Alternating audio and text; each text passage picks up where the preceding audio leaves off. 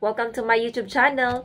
Alam nyo ba na may special feature si Play Store na kapag na full storage ang ating mga cellphone ay automatic niya itong nilalagay sa archive ang mga application na hindi masyadong nagagamit. Alam nyo ba na napaka-useful nito lalong-lalo na kung mabilis o madaling ma-full storage ang ating mga cellphone? Kaya kung gusto nyong malaman kung paano, sundan nyo lang ang video na ito. Open nyo lang ang inyong Google Play Store na application. Click nyo yung profile nyo sa itaas. Scroll up, then click Settings. Pindutin nyo ang General.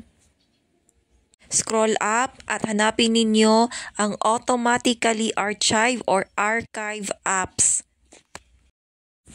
Ito lamang ang kailangan nating i-turn on kung merong time na ma-full storage ang ating mga device ay automatic niyang inilalagay dito sa archive or archive yung mga application na di masyadong nagagamit sa ating mga phone para magkaroon pa tayo ng mas malaking storage sa ating mga device. So yun lamang po, sana po ay may natutunan at maraming salamat po sa inyong panonood.